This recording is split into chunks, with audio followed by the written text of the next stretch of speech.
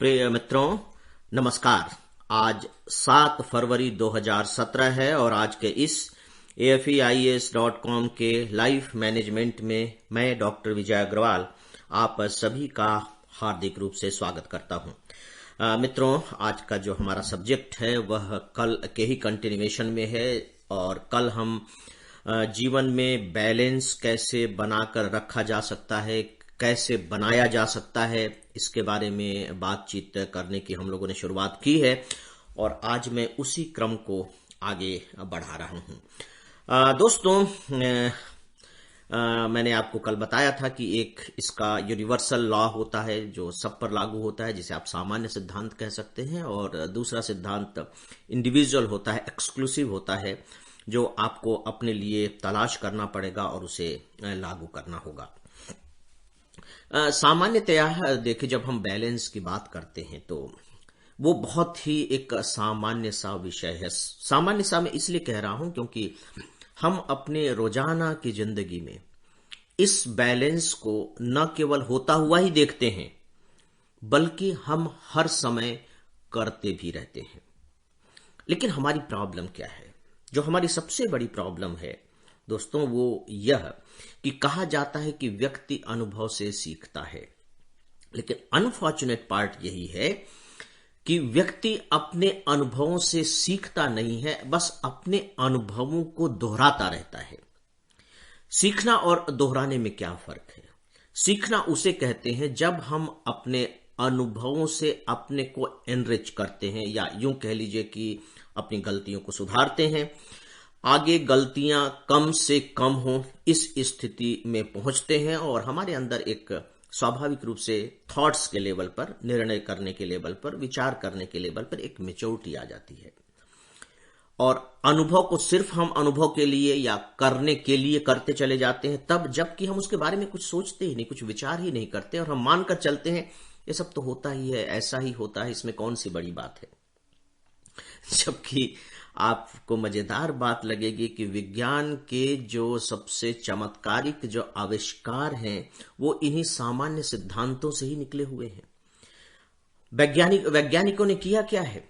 दुनिया को देखा है, प्रकृति को देखा है और वो प्रकृति कैसे काम कर रही है, बस उस सिद्धांत को निकाल लिया है और उस सिद्धांत को निकालकर ऐसी मशीन बना ली है जिस पर उस सिद्धांत को लागू किया जा सके। That's all. उसके सिवाय तो और कुछ नहीं है। आपका पूरा का पूरा मोबाइल का सिस्टम, कंप्यूटर का सिस्टम उसी सिद्धांत पर काम कर रहा है। यह बात अलग है कि हमको वह विज्ञान दिखाई देता है या बहुत ही बड़ी चीज दिखाई देती है, और बड़ी चीज तो है, क्योंकि प्रकृति के सिद्धांतों को पकड़ लेना, समझ लेना और फिर समझकर उसे कूट या कह लीजिए कि सिंबल में कन्वर्ट कर देना और फिर एक ऐसी मशीन बना लेना जहां उस सिंबल को लागू किया जा सके, छोटी मोटी बात तो नहीं है। लेकिन दोस्तों, वो तो एक वैज्ञानिक क्षेत्र की बात हो गई जिसे अब हमने विज्ञान का नाम दे दिया है। लेकिन हमारी जिंदगी में भी ऐसी रोज घटनाएं हो रही हैं जिनके आधार पर हम कम से कम अपने जीवन के विज्ञान को समझ सकते हैं, या यूं कह लीजिए कि अपने जीवन को विज्ञान में ढाल सकते हैं, या जीवन वैज्ञानिक बन सकते हैं, या अपने जीवन को एक वैज्ञानिक जीवन बना सकते हैं। और जब मैं वैज्ञानिक जीवन की बात कर रहा हूं तो उसका मतलब यह एक तार्किक जीवन, एक व्यवस्थित जीवन और एक सही जीवन। तो मित्रों, आइए हम अब इस बात को थोड़ा सा बैलेंस के सिद्धांत पर लागू करके देखते हैं। आप दुकान में जाते हैं, सब्जी बाजार में जाते हैं, सबका यह बहुत कॉमन अनुभव रहा है, इसलिए मैं ये इस उदाहरण को ले रहा हूं। दोस्तों, आपने सामान तौलने वाले को देखा होगा। जब आप किसी से सब्जी खरीदने जाते हैं या फल खरीदने जाते हैं तो क्या करता है? आजकल तो हाथ में तराजू नहीं होते, चलिए आजकल वो इलेक्ट्रॉनिक टाइप के तराजू आ गए हैं। वो एक तरफ सामान बटकरा रखा रहता है, वजन रखा रहता है, 1 किलो या आधे किलो का बाट रखा रहता है, जितना आप मांगते हैं एक तरफ वो उतना वजन रख देता है और दूसरी तरफ वह उन चीजों को चढ़ाता है जो आप मांग करते हैं। मान लीजिए कि आप भिंडी मांग रहे हैं तो वो अब इसमें भिंडी चढ़ाना शुरू करेगा। अब आप केवल उसकी प्रक्रिया को देखिए कि वो अब कर क्या रहा है। पहले तो वो अंदाजन चढ़ाता है। एक थैली में, अगर आप प्लास्टिक की थैली लेने के अभी भी आदी हैं, तो वो प्लास्टिक के थैली में थोड़ी सी भिंडी भरेगा और उस प्लास्टिक की थैली को फिर उसके अपोजिट साइड में चढ़ा देगा। अब यानी कि पहले उसने एक अंदाजा लगाया कि हाँ इतने में आधे किलो भिंडी हो जाएगी। फिर जब उसमें चढ़ाता है तो चढ़ाने के बाद या तो भिंडी कम होती है या भिंडी ज्यादा हो जाती है। और आप देखेंगे अब ये जो कम और ज्यादा होने की जो मात्रा है, ये ऐसा नहीं कि वो डबल हो गई है या बहुत कम रह गई है। आप देखेंगे कि उसमें जो फर्क आएगा वो 2-4 भिंडी का ही आएगा। या तो उसे 2-4 भिंडी उसमें और डालनी होगी या उसमें से 2-4-5 भिंडी उसे निकालनी होगी। बस फर्क इतना ही होता है। अगर वो सही दुकानदार है तो, अगर वो सही सोच विचार कर काम कर रहा है तो, या यूं कह लीजिए कि भिंडी बेचते बेचते एक जो अनुमान लग जाना चाहिए, यानी कि अनुभव हो जाना चाहिए, वह उस अनुभव का इस्तेमाल कर रहा है तो, अन्यथा तो फिर वो कुछ भी चढ़ा देगा। तो दोस्तों वो भिंडी डालता है, इसके बाद देखता है कि नहीं ज्यादा डल गई, तो उसमें से फिर वो निकालता है और एक संतुलन के बिंदु पर पहुंच जाता है। फिर वो एक बैलेंस की सिचुएशन पर आ जाता है कि हाँ अब ये ठीक है, परफेक्ट है, वह आपको दे देता है। नो डाउट कि इसमें आपको वो 40-50 ग्राम ज्यादा ही भिंडी देगा, राइट। लेकिन मित्रों अगर आप किसी गोल्ड वाले के यहां जाएंगे, सोनार के यहां जाएंगे, तो वो क्या करेगा? देखिए मैं वजन की ही बात कर रहा हूं, इसी से हम चीजों को समझ पाएंगे। क्योंकि जो बैलेंस होता है वो हर जगह एक ही जैसा नहीं होता है। बहुत जगह हम लिबर्टी लेते हैं बैलेंस को ठीक करने में, और बहुत जगह ऐसी होती है जहां हम लिबर्टी ही नहीं ले सकते। तो उसका आधार क्या है? जब आप गहने खरीदने जाते हैं या गोल्ड बेचने जाते हैं या गोल्ड खरीदने जाते हैं, तो आप देखिए कि वो 1 ग्राम के 100वें हिस्से तक को करेक्ट करता है। मतलब उसको आप कह लीजिए कि मैक्सिमम परफेक्ट बैलेंस, अधिक से अधिक जो बैलेंस की स्थिति हो सकती है वो वहां तक पहुंचने की कोशिश करता है। यहां भिंडी वाला बैलेंस लागू नहीं होता, वो एफर्ट नहीं कर सकता। उसका कारण क्या है? उसका कारण है मित्रों कि जिस वस्तु के साथ बैलेंस किया जा रहा है, यानी कि जिस वस्तु को तौला जा रहा है, उस वस्तु की कीमत क्या है। भिंडी अगर 50 ग्राम ज्यादा चली जाती है तो कोई बात नहीं, 1-2 रुपए का फर्क पड़ जाएगा। अगर मान लीजिए 20 रुपए किलो भिंडी है तो 1 रुपए का फर्क पड़ जाएगा। वो मानकर चलता है कि मुझे 50 ग्राम ज्यादा देना ही है, तो उसी तरह से वो अपनी भिंडी की कीमत तय कर लेता है ताकि उसको प्रॉफिट भी होता रहे। लेकिन गोल्ड में तो बहुत ज्यादा फर्क पड़ जाएगा।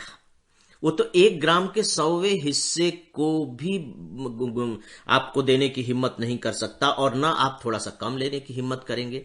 और यदि कुछ ऐसा हुआ भी तो उसकी कीमत भी बकायदे लगा दी जाएगी या कम कर दी जाएगी। मतलब एब्सोल्यूट बैलेंस, बिल्कुल बैलेंस। तो दोस्तों अब आप देखिए कि इस बैलेंस को स्थापित करने में कौन सा व्यावहारिक सिद्धांत काम आ रहा है। व्यावहारिक सिद्धांत काम आ रहा है कि एक तरफ हमारी आवश्यकता है, 1 किलो आधा किलो हमारी आवश्यकता है, दूसरी तरफ वह वस्तु है जो हमारी इस आवश्यकता को पूरा करती है, राइट। और यह जो वस्तु है, इस वस्तु की कीमत है, या तो वह सस्ती है या मीडियम लेवल पर है या बहुत महंगी है। तो जब हम किसी वस्तु की कीमत को जान लेते हैं, तब हम फिर उसके साथ कितने बैलेंस की लिबर्टी ले सकते हैं, ऑटोमेटिक हमारे दिमाग में यह फैसला हो जाता है। जैसे दोस्तों अभी आप पढ़ाई लिखाई के मामले में थोड़ी सी लिबर्टी ले सकते हैं, लेकिन उस दिन की कल्पना कीजिए कि अब कल सुबह आपका एग्जाम है, तो क्या आज आप लिबर्टी ले लेंगे? अगर आपको जरूरत है आज पढ़ने की तो आप उतना पढ़ेंगे ही, क्योंकि अब जो समय है इसकी कीमत कई गुना आपके लिए बढ़ चुकी है। अब आप इसे नष्ट नहीं कर सकते। मतलब उस समय के साथ आप मैक्सिमम बैलेंस बनाने की कोशिश करेंगे, और वैसे आप लिबर्टी लेते रहेंगे। बाकी का समय आपके लिए भिंडी की तरह हो जाएगा, लेकिन एग्जाम के समय का जो समय है, आसपास का जो समय है, बहुमूल्य होता चला जाएगा। और जब आप एग्जामिनेशन के हॉल में पहुंच जाएंगे, उस समय की कल्पना करके देखिए। उस समय तो आप घड़ी देखना भी पसंद नहीं करेंगे। कोशिश करेंगे कि आपका 1 मिनट भी बेकार न जाए, और अगर क्वेश्चन पेपर आप तक पहुंचने में थोड़ी सी देरी होने लगेगी तो आपके दिमाग में तनाव बढ़ने लगेगा, झुंझलाने लगेंगे कि ये जो एग्जामिनर है ये मेरे पास जल्दी से जल्दी क्यों नहीं पहुंच रहा है। ऐसा क्यों हो रहा है? ऐसा सिर्फ इसलिए हो रहा है कि अभी जो समय है उस समय की वैल्यू आपके लिए कई गुना ज्यादा बढ़ गई है। तो याद रखिए फ्रेंड्स कि जो बैलेंस की बात होती है इसको आप हर समय अब्सोल्यूट बैलेंस के रूप में लेकर मत चलिएगा, क्योंकि अगर आप ऐसा करेंगे तो यह अव्यावहारिक होगा और साथ ही साथ आप इससे ऊब जाएंगे और इसे छोड़ देंगे। मैं व्यावहारिकता की बात कर रहा हूं, मैं सिद्धांत की सिर्फ बात नहीं कर रहा हूं।